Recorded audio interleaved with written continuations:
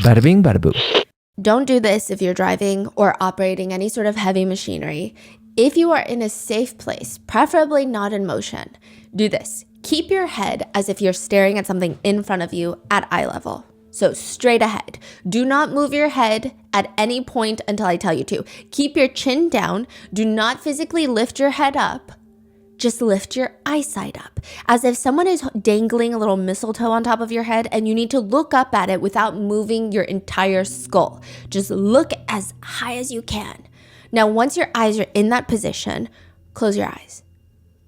Did your eyelids, as they're coming down, did you feel any sort of fluttering in your eyelids?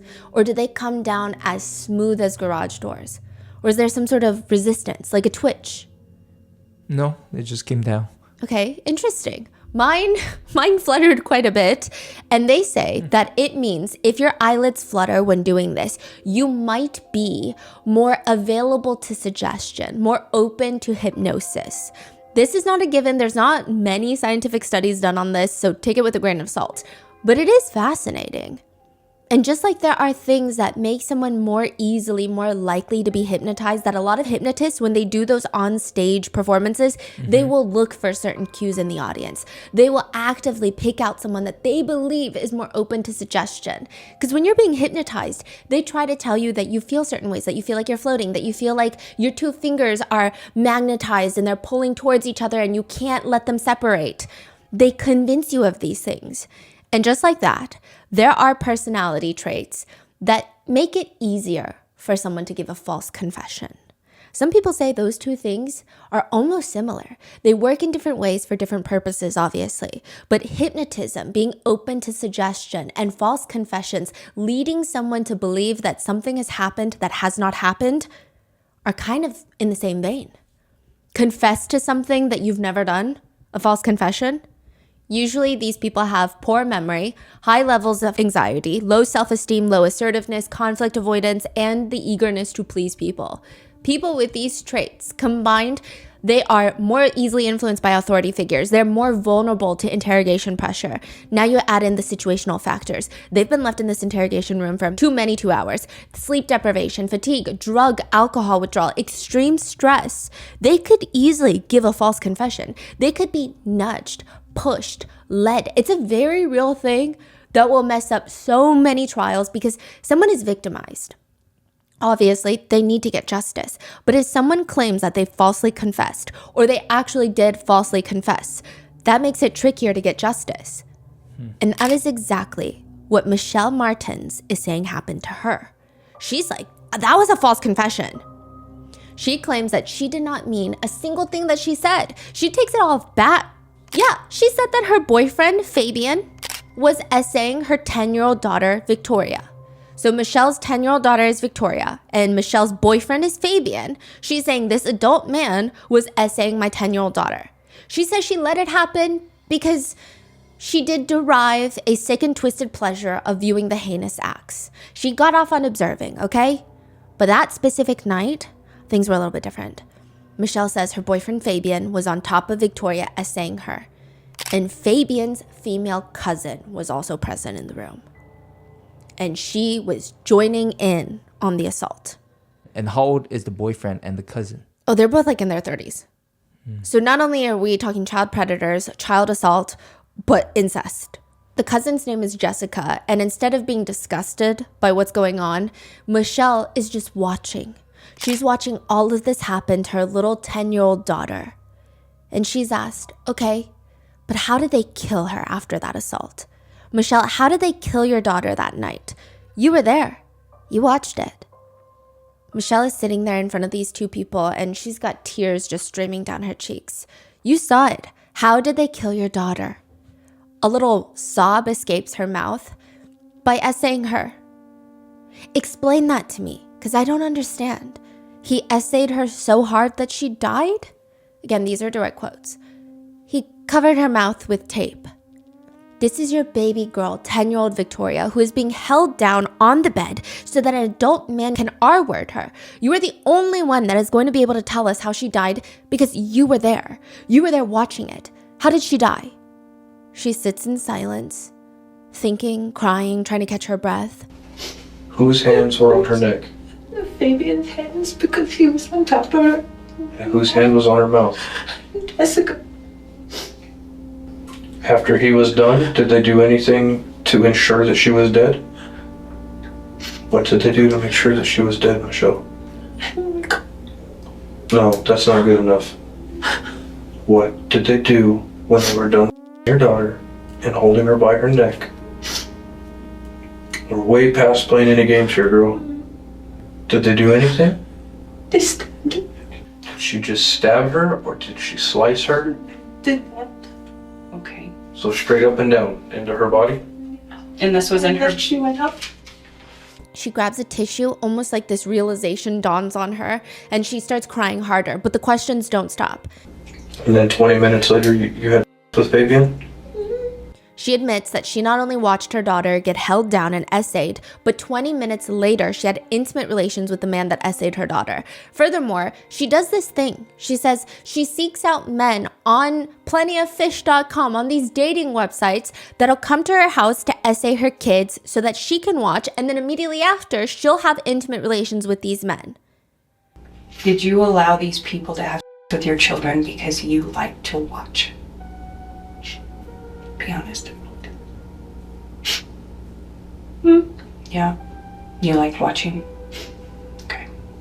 That is wild. She's asked, how are these conversations starting online? How does it start and end with somebody having intimate relations with your child in your apartment? Which, by the way, they use the term intimate relations. And just so you know, anytime someone is being questioned, these types of word usage is very deliberate.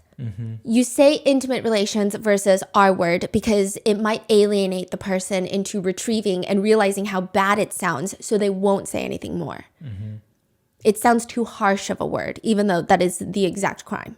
She says she knows the signs that men are interested in her kids rather than her. She says, They asked me if I have any kids. I said I have two. Okay. And then when they meet me, they want to meet them too. How did you get into that? Was it something you just wanted to try? Just to see. Curious, I guess. within a few hours, sitting in an interrogation room, almost like she's being hypnotized, Michelle Martins tells the authorities that she gets off on inviting men over after meeting them on websites to watch them essay her 8-year-old son and her 10-year-old daughter, Victoria. She says she only recently stopped because her new boyfriend Fabian moved in and he was doing all the assaulting himself. He even let his female cousin Jessica move in so she could partake in all of this. All the while, Michelle is watching. That's what she gets off on. But last night, things don't go as planned. As the assault is taking place, Fabian kills Victoria, Jessica holds her down, and Fabian starts dismembering Victoria, severing off her limbs. Then they wrap her in a blanket, throw her in the bathtub, and light her on fire. That is exactly how the police find Victoria in the bathtub, in flames. They find her, then they question Michelle. It matches up. Victoria was found missing her arms and her internal organs. Her heart and liver were gone. Michelle was, doing it with Fabian after the murder. After the severing of her limbs, yes, it seems to be. It is probably one of the craziest interrogations I've ever seen. But then they find evidence that some of the interrogation clips of what Michelle is saying are not true. So how could Michelle see all of this happening to her daughter when she's not even home at the time that this happens? Her cell data shows that she's been out of the house at the time that this takes place. Which means if that's not true, why did she say that it was? And how much of her statement is a lie? Was she coerced into saying everything? Or is it a half-truth, half-lie? Because Michelle changes her story multiple times, but that still doesn't change the fact that Victoria was found murdered and dismembered and lit on fire, and there was evidence that she had an STD. So what is the truth here? And who did this to her?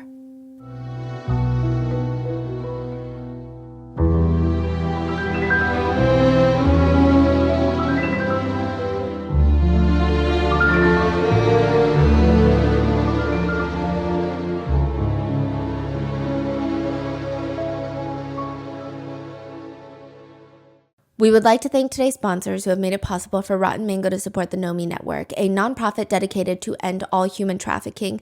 They spread awareness, create safe employment opportunities, and provide resources for survivors. This episode's partnerships have also made it possible to support Rotten Mango's growing team, and we'd also like to thank you guys for your continued support as we work on our mission to be worthy advocates. As always, full show notes are available at rottenmangopodcast.com. Today's case has quite a few mentions of SA, CSA, and potentially CSAM, and the trafficking of children. It's definitely a bit more graphic in detail than some of our recent cases, so please, if it's too heavy, too intense, take care of yourself. I will see you in the next one. With that being said, let's get started.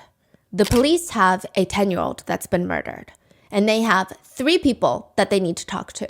2 women and 1 man. The woman named Michelle, she's got this nasty cut between her eyes, like blood was dripping down in the middle of her face, straight down the top of her nose. It is her daughter, Victoria, that's been killed.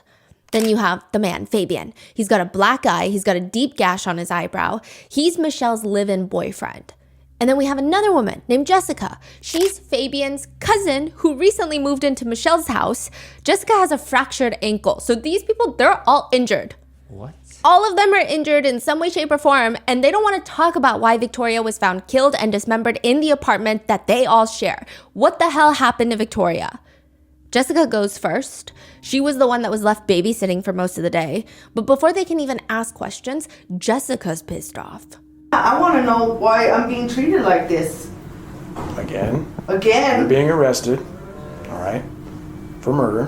Why am I being arrested for murder? All right, There's so 3 other people in that house. You're getting me for murder? You're like violating my whole fucking rights, dude. Go find a fucking killer, dude.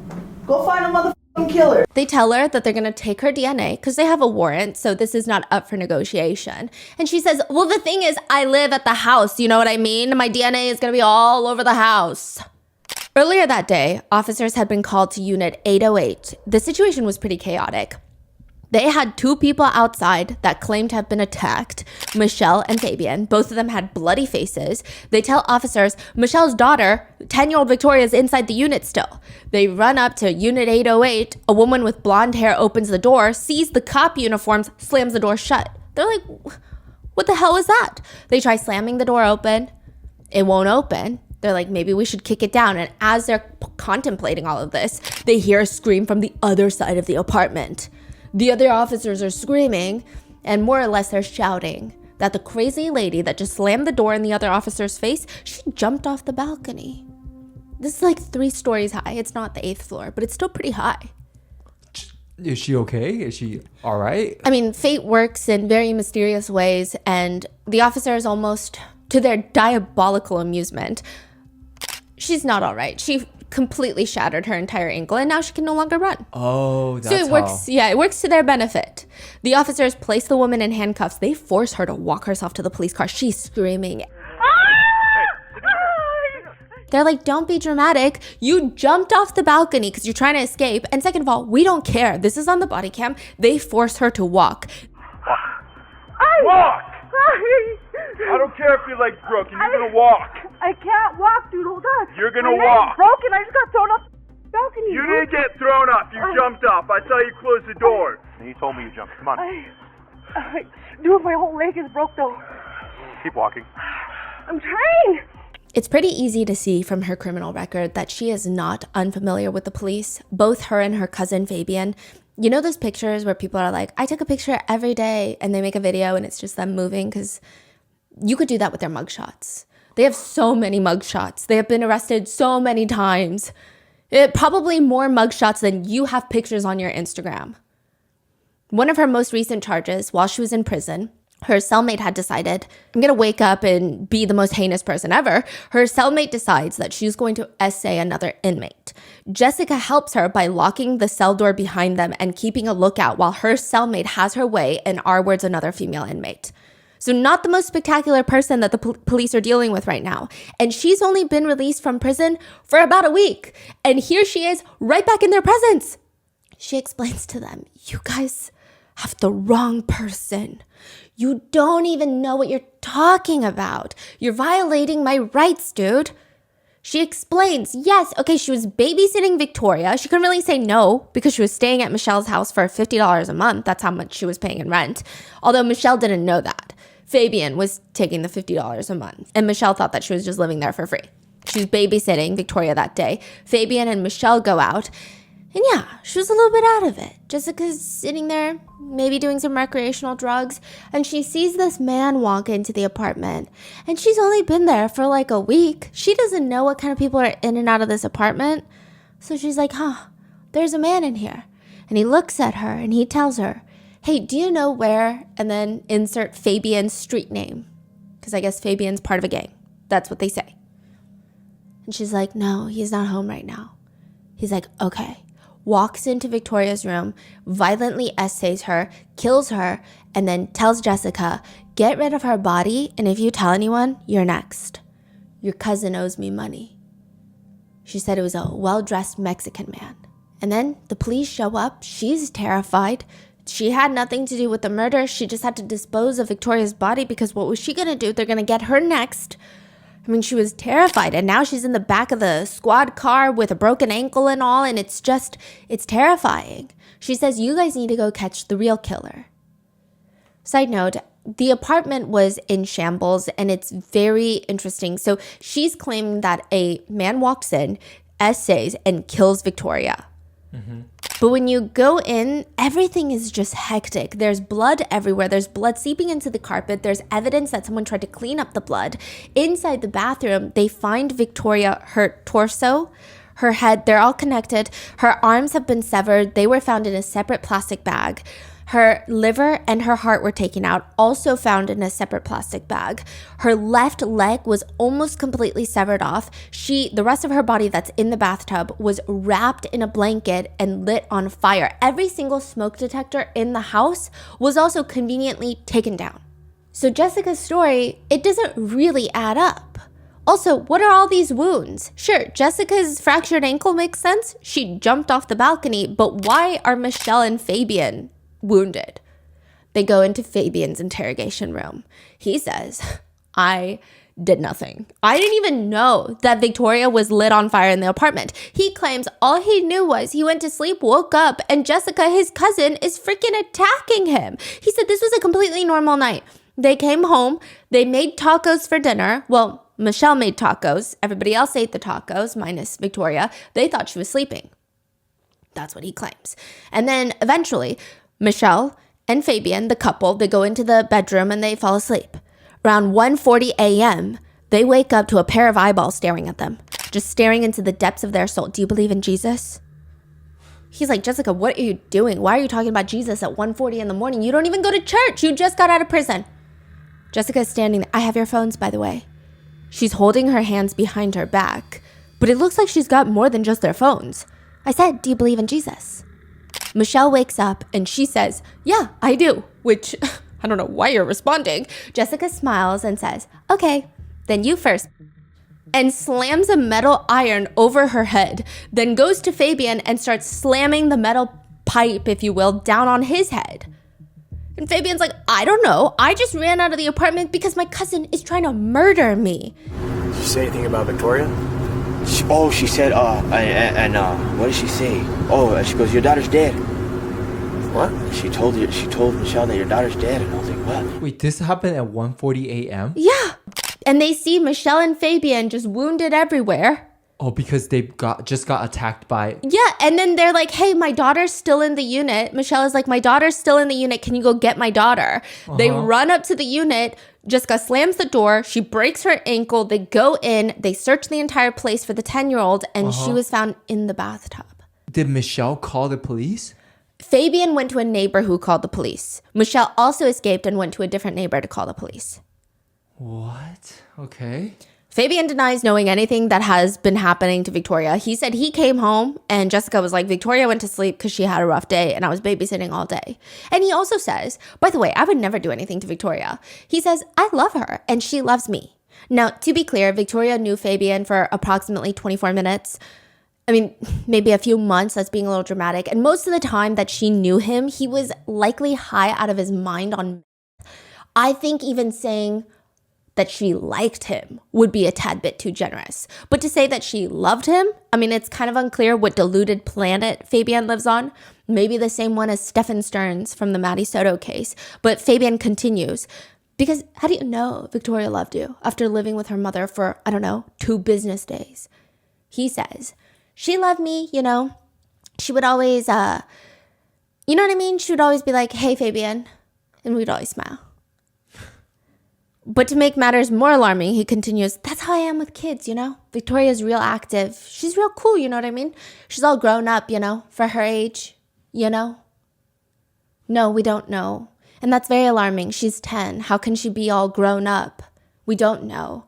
But he further continues that he absolutely was not involved. He says again, she loved me. I loved her. I showed up at the apartment after running errands with Michelle. We ate tacos. I went to sleep and then I got attacked. That's pretty much it. Eventually, the police crack down and they say there's no way that's what happened. Because you're telling me someone right there, and this is not like the most soundproof apartment building. You're hearing things. You can hear your neighbor from the next unit over. Somebody is severing the limbs off of another person and you don't hear anything. You don't hear a ruckus. Nothing. Someone's going around, getting a ladder, standing up on chairs, taking off the smoke detectors. You don't hear a beep, a single sound. He says, you know what? I did see some dismembering. He says, I seen Jessica cut her up, but Jessica was threatening me. Now he's saying, I don't know how Victoria died. I just saw my cousin dismembering her. He says, she just kept threatening me that I'm going to get killed, just like she's going to kill Michelle. So I seen Jessica do it, okay? I was scared for retaliation, okay? She just got out of prison. I didn't want her to come for me and threaten my family, but I did not help her dismember the body. I did not. I just saw her stabbing at her, cutting her like weird, like crazy. Jessica was just going off and like hitting the body and like going crazy, trying to like go, Jesus told me to do this, like say weird things. Like me and Michelle were yelling, Jessica, no, stop. And she wasn't listening, she was just doing it, but we didn't stop it because we were scared. The authorities say, I mean, it needs to be explained because she couldn't be doing all of that by herself. The strength that, he says, no. She was doing all that by herself. Her strength. He said that he came home and he saw his cousin, dismembering daughter, and then they went to sleep. Yes. Yeah. Right, yeah. That makes so much sense. Yeah, exactly. And he says, no. Her strength is real crazy, okay? But that still doesn't make sense. Why would Jessica even attack you that night then? None of this is making any sense. Authorities go back to Jessica and they say, so why did you attack your cousin and Michelle? And she says, well, they were all going to blame it on me. I knew they were plotting it. See, this man came in, this well-dressed man came in, essayed and killed Victoria and then left and then was like, I'm going to kill you if you do anything. I'm going to kill you, so you got to dispose of Victoria's body. And then, Michelle and Fabian come home. I tell them what happened and they say, okay, well, we just have to dispose of her body. But I felt like they were going to pin it on me. So I just had to get rid of them too. So I was going to try to kill them. What? So she attacks them in the middle of the night and then the police are called. These are Jessica and Fabian's stories. For Michelle, the police have a little bit more hope because this is still her daughter at the end of the day. So if anybody has any incentive to come clean just to get some sort of justice and let Victoria rest in peace, it might be Michelle. In front of Michelle, there's a female officer wearing a plaid shirt sitting across from her. Another male officer is sitting a little bit off in the corner. He looks distant, but he's fully engaged. The officer in front of Michelle, she reaches her hand out and they're holding it across the table. Her voice is kind of nurturing. Michelle, what did you guys decide to do with your daughter, with Victoria, your baby girl? This is your 10-year-old daughter, Victoria. What did you guys decide to do? They put her in the bathtub. Because you were there. And you saw. And you watched. So what was the discussion about what was going to be done with Victoria? I knew they were going to get rid of her, but I didn't know. I forgot this discussion. You forgot the discussion? I don't remember. Okay. What happened next? They said that if I say anything, they just kept threatening me. Okay. That if I say anything, I'm gonna be the next one. Or I better not fall asleep. And before that was the time I saw Jessica stabbing her in the stomach. Michelle starts crying. She explains that she doesn't really know what was going on. All she knew was that when she got home, she thought Victoria had gone into her room to sleep. She ate dinner with her boyfriend, Fabian, and Fabian's cousin, Jessica, who she barely knows, who just was staying with her. And afterwards, she was heading to bed when she sees Jessica stabbing Michelle's little daughter, Victoria. Michelle is like, I saw Jessica stabbing my kid in the stomach. Then Jessica holds down Victoria's arms, and Fabian walks over with a knife and starts cutting off Victoria's arms. By this point, Victoria is already deceased. So what you're saying is Jessica was holding her arms and Fabian was cutting? Okay. So Fabian had the knife at that point? Okay. But you said that Jessica stabbed her in the stomach? Okay. Why? It's like they were taking turns at her. Okay. And when you saw this, you didn't call 911 because you were afraid that the cops were going to know that there were drugs in the house? And that they were going to kill me right there on the spot. Okay. And what did Jessica tell you about how she died? She told me she didn't know. But you said earlier she killed her. How did she kill her? Victoria took the meth that was on the table, and then Jessica stabbed her in the stomach. In her bedroom. Michelle goes through multiple variations of events that night. At first, she says she has no clue how Victoria, her 10-year-old daughter, ends up dead. She states that when she got home, she saw Victoria alive and well and thought she went to her room to sleep.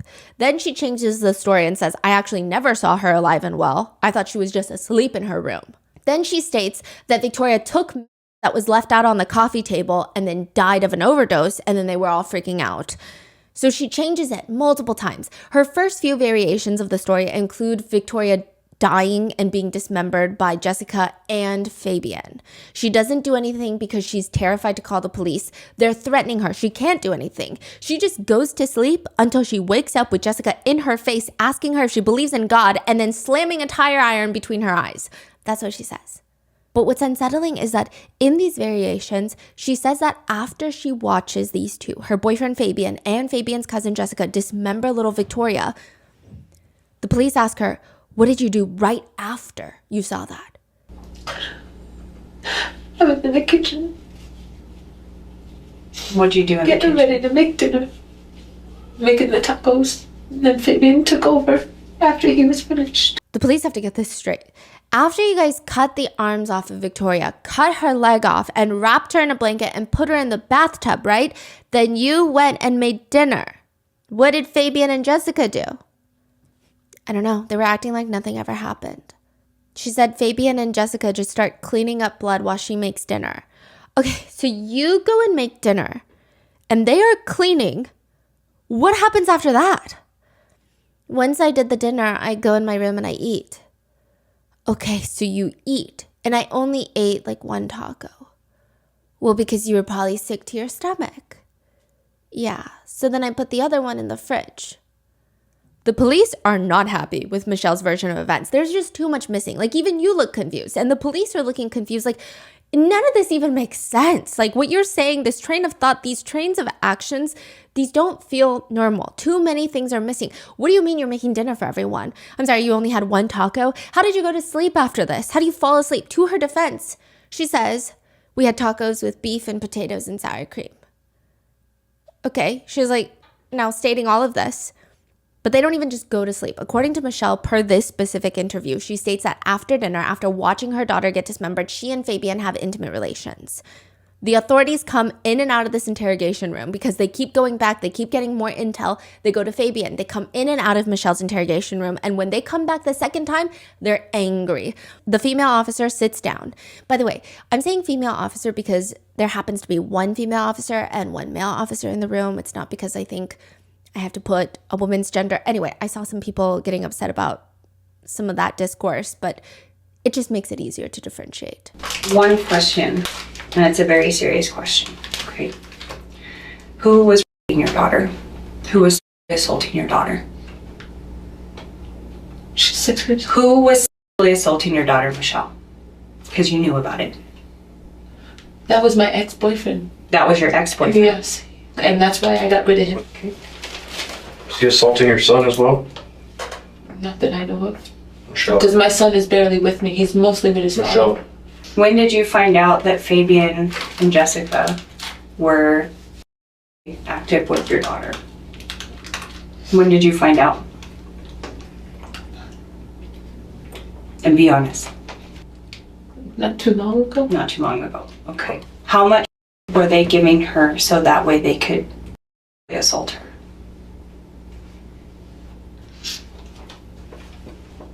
Maybe quite a few. They gave it to her quite a few times. Okay. How would they give it to her? You just put it in her mouth. Okay. Like that. How did she die last night? While she was being assaulted, how did she die? We know for a fact that this is not what killed her. How did she die, Michelle? Okay, let's go back. When did you find out that Fabian was having sex with your daughter, with Victoria? How long ago?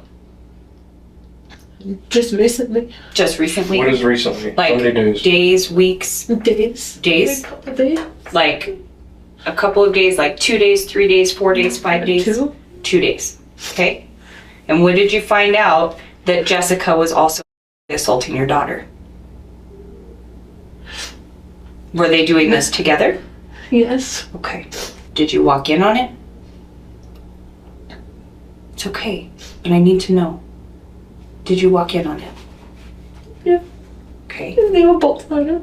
They were both on your daughter? Okay. So 2 days ago you find out that they're your daughter. Am I right? Okay. So how would they do it? While I'm at work. You were in the room while she was being assaulted. You were there. Did you participate? No. Did you watch? No. You just watched? You were there. When your daughter was being assaulted, you were there. Where were you? Mm-hmm. You were in the bedroom. In your bedroom or your daughter's bedroom? What's my bedroom? Okay, and where were Fabian and Jessica? Until I thought they were having a cigarette, but they weren't. What were they doing? No. You watched them give them her, and you knew what they were gonna do. Don't play. Let's not start playing games now, girl. They weren't having a cigarette. You knew they were your daughter. Where were they with your daughter? What room? In her room. Okay. How did you participate? I don't think that you assaulted your daughter. Did you help hold her down? When Jessica and Fabian were in the room assaulting your daughter, what part did you take in that act? And let them do it. You let them do it? Were you having intercourse with Fabian or Jessica while they had sex with your daughter? No.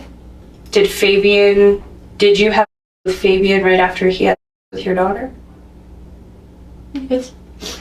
She also confesses that during the past year alone, she's had multiple men come over to force feed her 9-year-old daughter amphetamines, Z-Quil to calm her down so that they could essay her while she watches. She facilitates and watches all the assaults.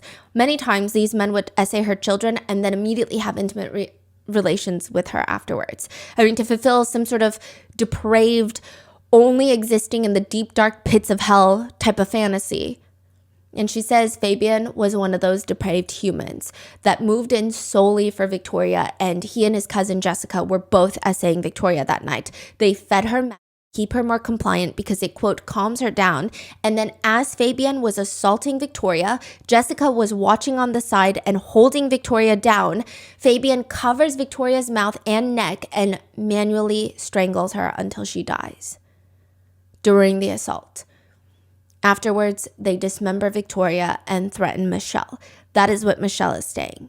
But that still doesn't explain why she's cooking dinner, why she's having intimate relations with Fabian, why she only eats one taco, why she goes to sleep. What does she have to say about that? She just says, I should have stopped it. That's her response. But so much of the story doesn't even make sense. The police keep pushing. And they're able to elicit all of these very specific details from Michelle. They ask her, where did Fabian reach the destination, if you will? On top of her stomach. Was your daughter saying anything? Stop. What was Jessica saying? Just shut up. What was Fabian saying? He wasn't really saying much. He was just... And you just stood there and watched? You just let them do this to your daughter? Yes? I should have stopped it. And then how long after he did on your daughter did he have sex with you? Like 15, 20 minutes.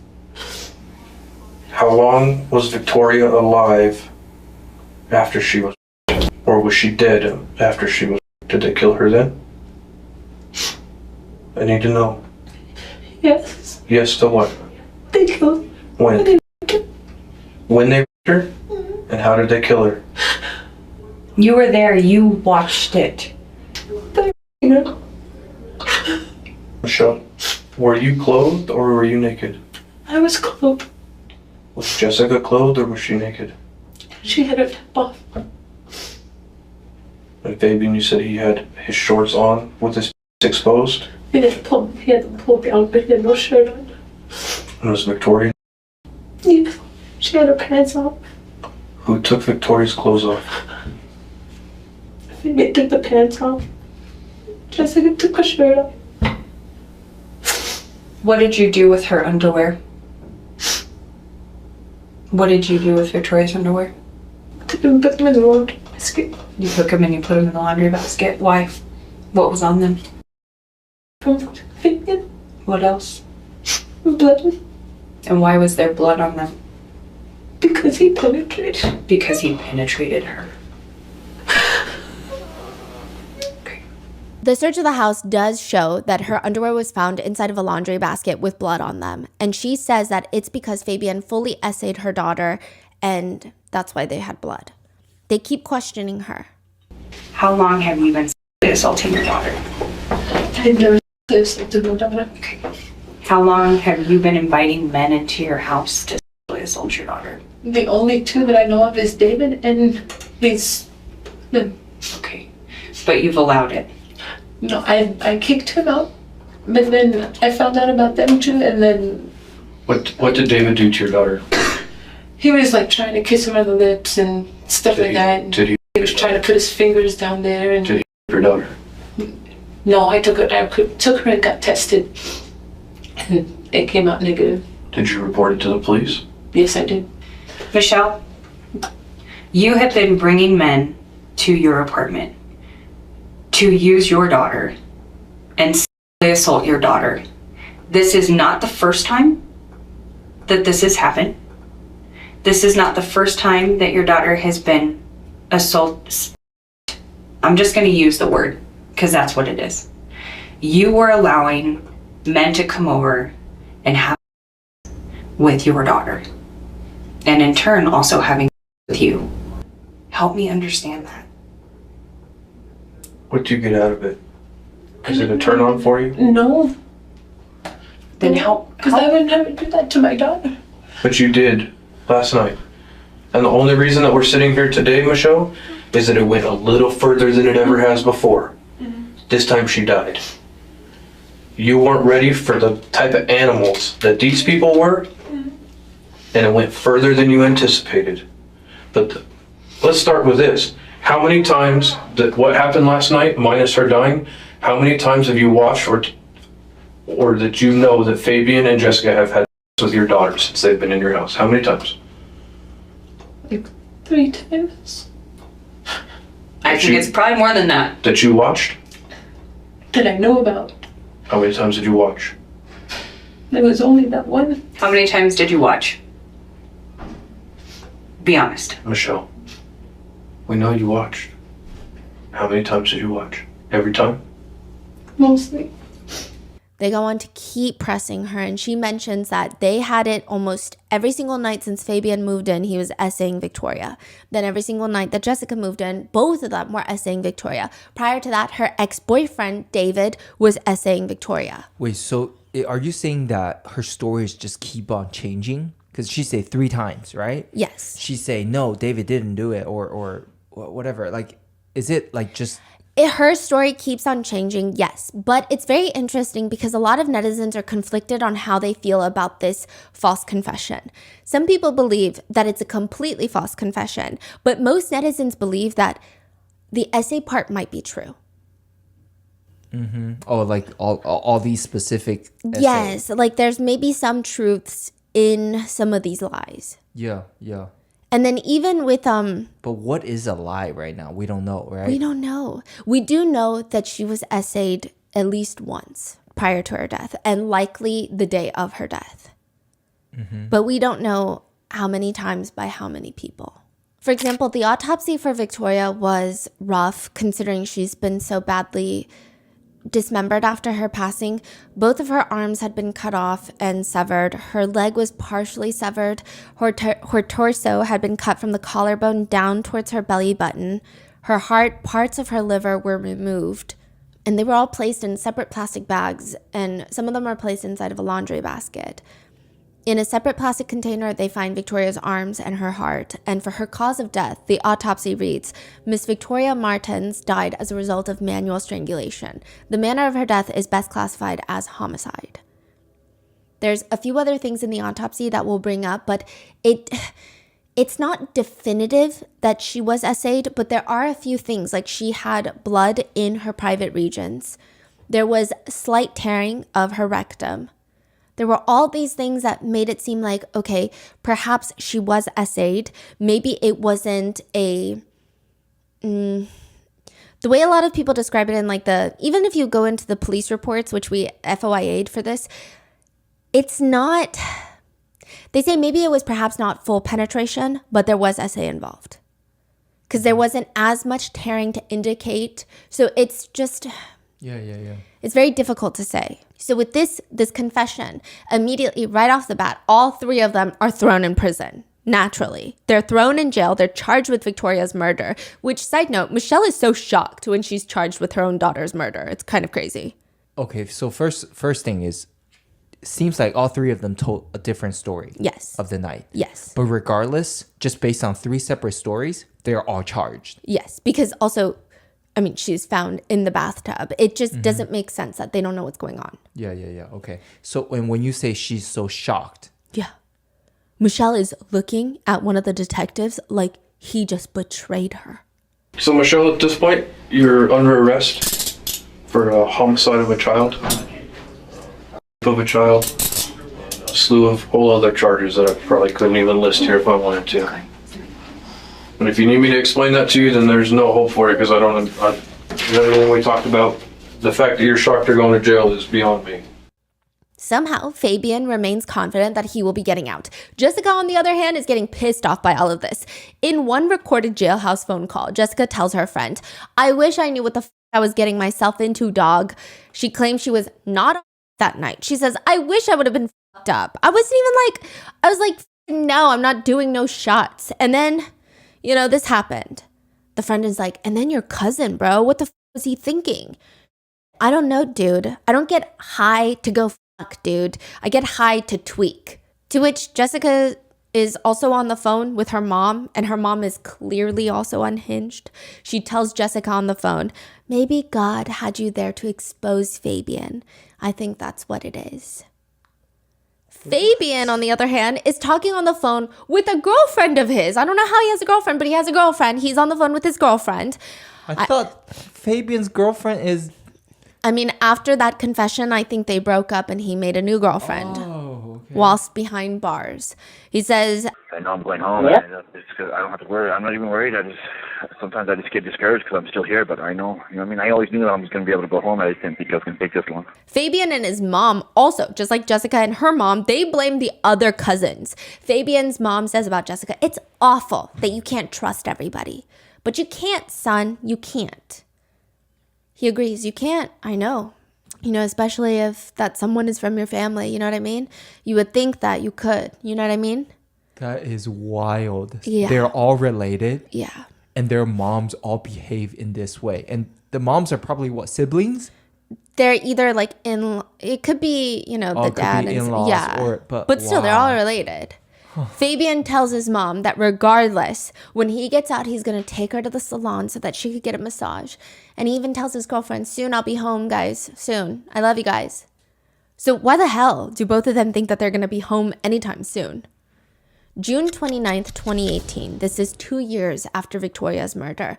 The new DA, Raul Torres, he takes office and he holds a press conference. So by this point, since 2016, this was one of the more high-profile cases in Albuquerque, New Mexico.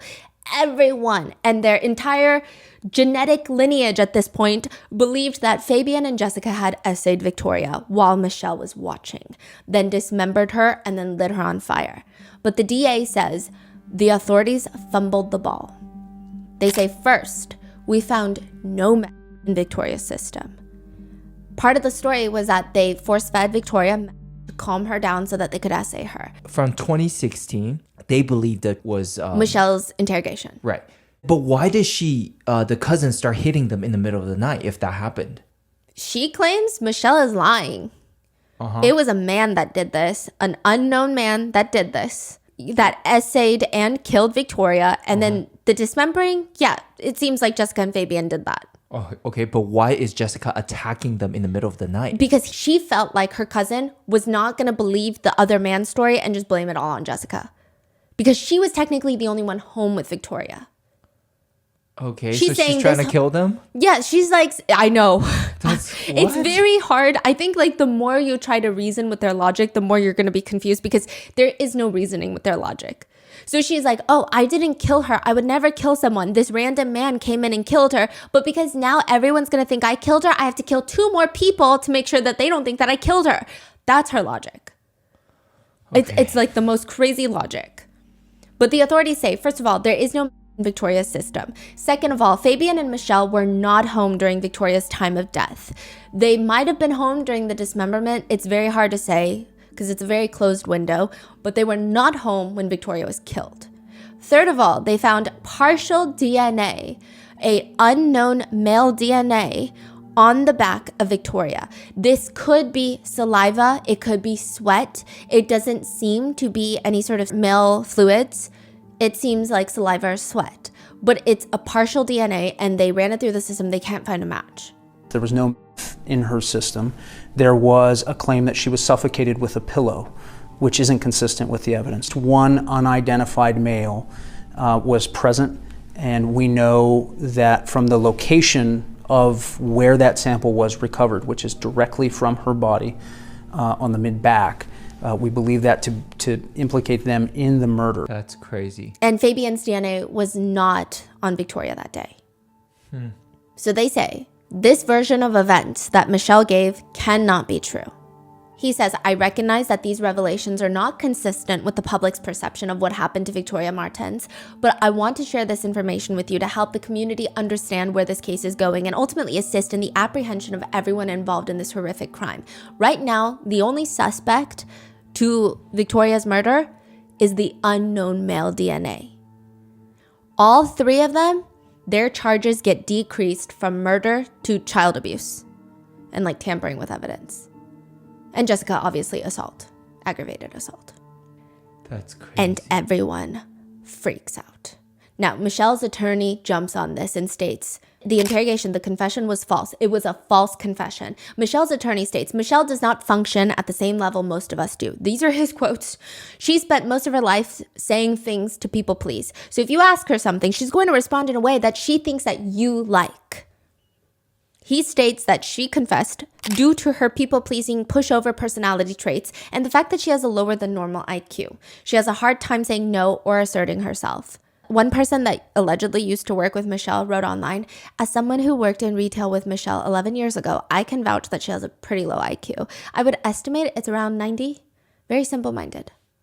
To which some netizens, they watch the interrogation footage and they believe, yeah, this seems like a false confession. Everything is kind of being spoon-fed to her.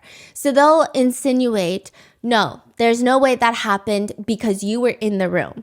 And then her story evolves from there. It seems like she's taking whatever they're saying and then adding upon it, or saying, yes, you're actually right, or let me change that, you're right, this was what happened. They're saying it feels like she's leading all the questions, the female detective. She's holding her hand, guiding her to say all of these things. Some people say that they're almost following an instruction manual to the T on how to elicit a false confession. They're holding her hand, they're comforting her, they're putting her guard down, mother to mother. They're firmly re-guiding her to new answers when they don't accept the ones that she's given. They consistently say, why are you lying?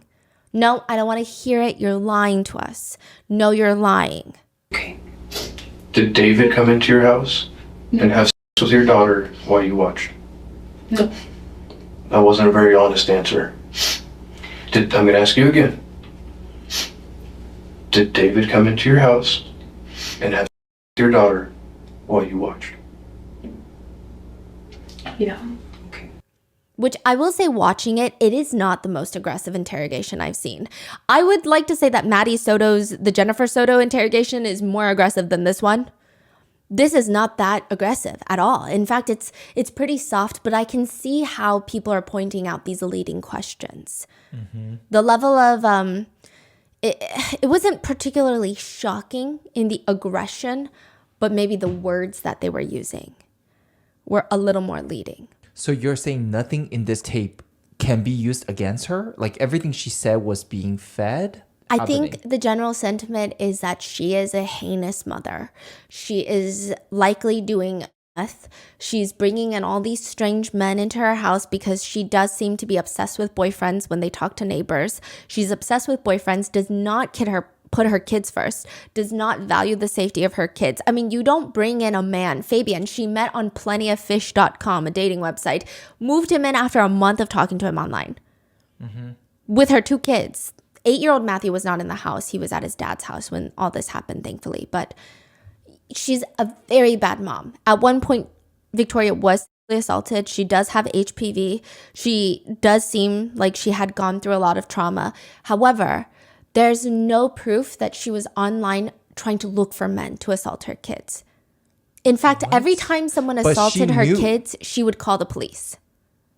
She will call the police. That's where a lot of conspiracies happen. So her ex-boyfriend had tried to kiss Victoria and tried to touch her private parts. She kicked him out of the house and called the police. The police came and told her straight up, he tried to kiss her is not a crime. Because he's just trying. Like, attempting to kiss a child is not a crime. And the police did nothing.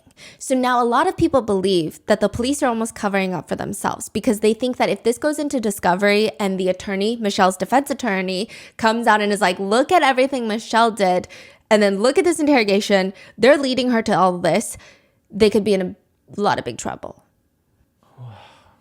Really? So they're getting ahead of it and saying, this was a false confession. Those 2 officers are crazy for that. But the system is not broken. Don't look at the system. These 2 officers are just the bad ones. They led her to a false confession. Don't look at us. Because prior to this, in the past year, she had called CPS like 6 times to report. We don't know the exact reports because those are all closed investigations. And she didn't go through a trial where that was put into evidence. However, it seems like she was calling CPS. She does keep putting her children in dangerous situations, but she also then will call CPS and the police when something happens. So it's very confusing. And I do think that if it had been anyone not Michelle, like look at Fabian and Jessica, they don't succumb to the interrogation tactics. I didn't see it as like so alarming, but that's also what's so insidious about false confessions. Most people, when they look at it, they're like, well, I would never say anything, but it takes a very specific person and a very specific environment for them to falsely confess to something. It was pretty insidious. Like if there are so many people who only saw the interrogation tape, did not do any research into the case, they don't think that that was a false confession. Mm-hmm. They just think like she's the world's worst mom. And she might as well be. She could be. I'm not debating that. I think I think she could stand to be in jail for the rest of her life. I think that would be great because she still let this happen to her daughter. Mm-hmm. I think that makes her despicable. I think she's bringing men around, that she's doing meth, she's exposing her children to this. She's putting her own frivolous dating life above her own kids, and I think that's really gross and vile. And I think that she could be in jail for a very long time. But I do think that the police were asking very leading questions. So what does that mean then? Does that mean we will never find out what happened? Because what a, you know. Not only will we never find out what will happen, all their charges got decreased.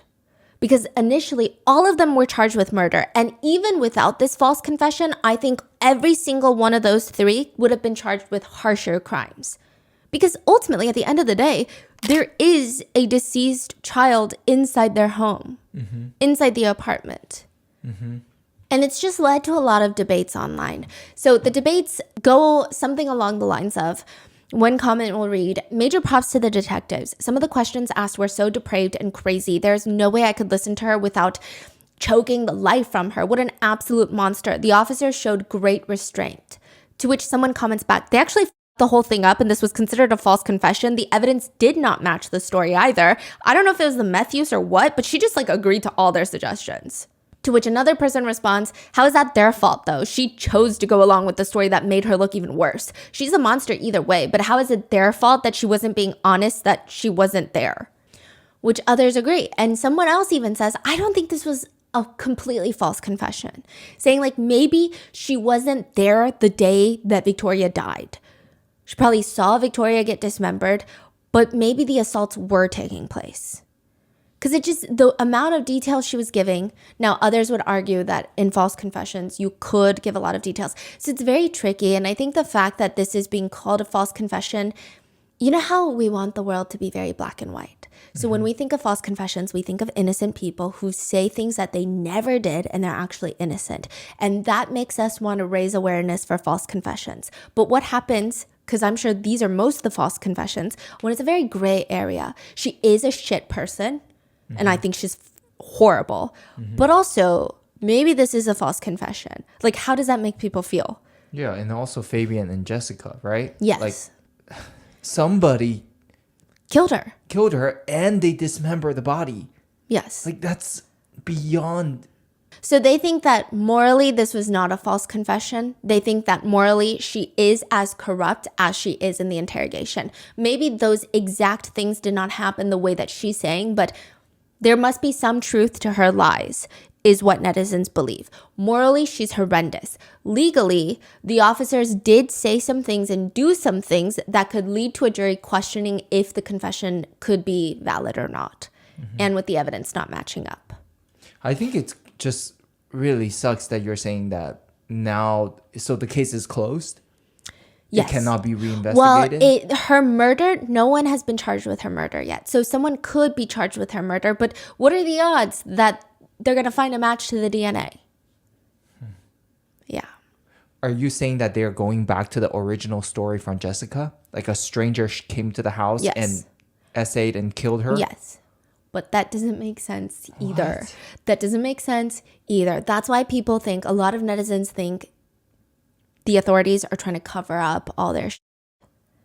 A lot of netizens think the authorities were called consistently to check on Victoria.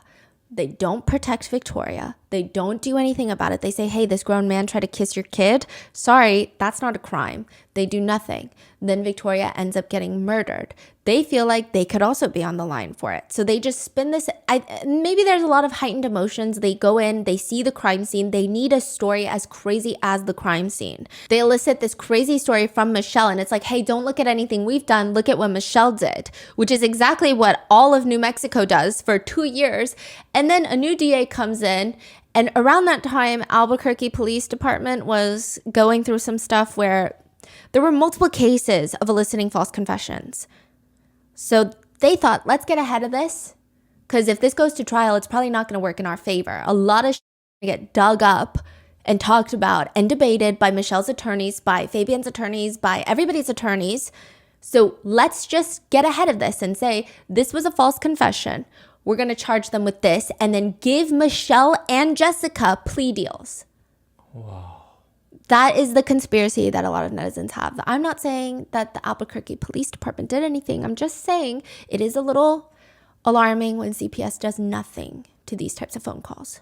One of the reasons that netizens don't believe that Fabian and Michelle had anything to do with the deaths, which, by the way, again, me saying that Michelle had nothing to do with Victoria's death, like, I will never in my life defend a woman like Michelle Martins. Like, never in my life. I think it would be best for society if she is locked away for a very long time. I don't even know if you can rehabilitate someone that does that to their own children, that puts them in such dangerous situations. What kind of rehabilitation can you do? That's your own offspring. Like, you don't even care about them.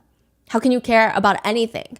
So a lot of netizens believe Michelle and Fabian were not involved in Victoria's death because they were the ones calling the police. Like, they went to the neighbors when they were attacked by Jessica to have the police called.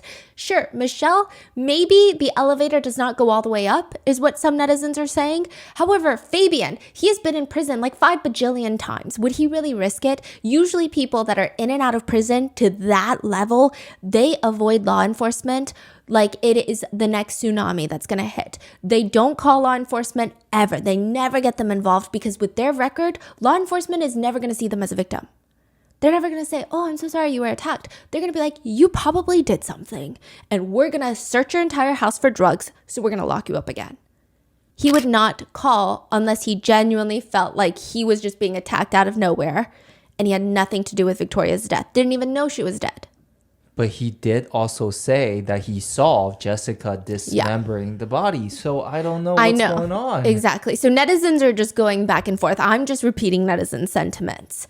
Now, the neighbors are the ones that called the police. And again, they did not call because they saw smoke billowing out of the unit, even though Victoria had just recently been lit on fire in the bathtub. They don't see any smoke yet. They call because Fabian is like slamming on their doors. And authorities do note netizens who also believe, again, Fabian and Michelle are not involved. This is just a netizen theory. This is not my personal belief. They believe that Michelle and Fabian are not involved. And authorities even do note that Fabian was involved in a gang-related fight 2 days prior. I just want to say, I think gangs, it has like the cartel effect. In the sense of like, I think gangs are really dangerous. Same with any sort of organized crime anywhere. They take lives. They're very dangerous. But this doesn't really seem like you can't just say gangs and then put this kind of crazy crime on them. A lot of netizens are like, yeah, gangs are really bad. Gangs do some crazy stuff. I've never heard of a gang go into the apartment, SA, and kill a 10-year-old girl that has no biological relation to the person that they're upset with and then leave. Like, it just, they're like, I don't know in what world a gang does this. Yeah, so the connection is loose. Yeah, and then Jessica saying like he was a well-dressed Mexican man. And then everyone's like it just feels very fictional. Like, even the act itself is fictional, and then she's describing him as like organized crime mafia gang leader. So it's like, none of this is adding up. Wow. Now, one comment reads, yeah, mom and boyfriend weren't home. I don't think they were involved in the assault and murder. Honestly, still not the greatest people. Should not have left her with Jessica. But yeah, I think it was Jessica and some unknown man. Another netizen brings up, what is the likelihood that an unidentified male comes into the house, essays, and murders a 10-year-old girl on her birthday, which, by the way, the next day was Victoria's birthday, 10th birthday, all the while an adult is present who is too high on to properly recognize and identify the perpetrator or stop the crime from happening? It doesn't make any sense. Which is the next theory. There is an unknown man that essayed and killed Victoria, but he was not some elusive mafia member in a well-dressed suit that came in looking for Fabian. He was invited in by Jessica. Netizens speculate that Jessica might have sold Victoria for drugs, that she asked her drug dealer to come over and he was willing to participate in some grotesque acts against humanity in exchange for drugs. He will give her the drugs and he will do what he wants with Victoria. This seems like the more plausible theory because there have been cases where mothers themselves have sold their children in exchange for drugs. So it seems like the only difference in this theory versus the story that Jessica gave is that Jessica invites this man in and he is not an unknown aggressor. with that, people start branching off in that theory. Maybe he gave her the drugs and then left, and then Jessica realizes Victoria's going to tell someone about it. So she kills Victoria and then dismembers her. Or maybe in the process of essaying Victoria, he kills Victoria and then leaves. And now Jessica is left to panic and clean up after him, I guess. So there are two branches of that theory. And a lot of people think this makes more sense because consider this. Knowing Fabian, I don't think that he would care at all if Victoria was essayed or killed. I don't think he cares. She was essayed and killed, likely essayed, killed. He doesn't seem to care. Like, it doesn't really faze him. If a gang member wants to come in and hurt Fabian, this is not the way to do it. Fabian also has kids of his own that stay with the children's mother. This just doesn't make sense. And if the point would be to frame Fabian for Victoria's murder and essay, that wouldn't make sense because if he owes the gang money, which is what Jessica's story is, him being in jail does not help the gang. Others believe there is no unknown man. And if there is an unknown man like that partial DNA, it could have just been from something else. It doesn't mean that whoever did this had anything to do with actually essaying and killing Victoria. Some netizens, a lot of netizens, think that this was solely on Jessica. Clearly, Jessica was saying some crazy things. She was like, do you believe in God? She was talking about Jesus. She's high on, she's taking out the smoke detectors. She's unhinged. She kills Victoria, then dismembers her. I think the part that some netizens feel wary about this conspiracy is the essay part. However, you have to remember, Jessica was charged with abetting, like helping someone essay someone in prison. So it's not far-fetched. One comment writes, Jessica Kelly scares me, dude. She is legitimately fucked in the head. I think she is solely responsible. She's a pedo. Another comment reads, I don't think Michelle and Fabian were involved in the assault and murder. Honestly, still not the greatest people. Shouldn't have left her with Jessica, but I definitely think it was just Jessica. I always thought it was a little weird that Jessica attacked the other two while they were in bed, and by then the apartment was already on fire, and after that, Jessica ran away from the police while the other two voluntarily went to the police. I think it was just Jessica. Now, if you go through the initial reports, incident reports along with the autopsy, there's a few things that stand out. Victoria does have an STD, which the authorities have stated she likely contracted it a year prior to her death because she was essayed a year prior. So she has been essayed. And I think this is why I personally believe that regardless of the false confession, Michelle deserves to burn in the depths of hell because after her daughter is essayed, she just still lets these random men move in to her home and then leaves them, like gives them free access to her children. And a lot of netizens believe the time of her death, Victoria was likely essayed. The initial incident report states that there was bruising around the child's neck, possible signs of strangulation. The child's undergarments were locked inside the residence in a garbage can. Her private parts were soiled with dark blood. And one part of her autopsy reads, there was evidence of perimortem penetrating trauma to the rectum, including a posterior tear and abrasion. Perimortem means at or near the time of death. Trauma there does not automatically indicate essay has taken place, but given everything else, it's definitely unwise to rule it out completely. Additionally, I looked into it. I thought maybe the way that they were trying to manipulate her body to dismember and sever her limbs, it doesn't seem like that would cause that type of tear. Additionally, she has, quote, several blunt injuries that involve both the private area and the rectum, and she may not have had in her system. Michelle said this during her false confession, but she did have high levels of ethanol in her system, alcohol. Now, this is where things get a little bit tricky. The body can create ethanol in the liver post-mortem, after death, but the level of ethanol in Victoria is quite significant, and if she had consumed that level, she would have been pretty intensely cognitively and physically impaired. But the fact that she has ethanol in her system does not mean that she consumed it prior to death. She could have produced it post-mortem, but the autopsy does state in an alcohol-naive person, this level of alcohol could cause cognitive and physical impairment. So perhaps they believe it was enough to raise alarm. Again, there's no pure evidence that she was essayed the night of her death, but that doesn't mean that she wasn't. And it's just caused a lot of fights on Reddit. One discussion on Reddit goes like this. Victoria could have easily been attacked by a previous male her mother trafficked her to. Someone responds, that never happened. Another response, then how did Victoria end up with an STD? Another response, she was sexually abused, but her mother had nothing to do with it. In fact, she went to the police to report it.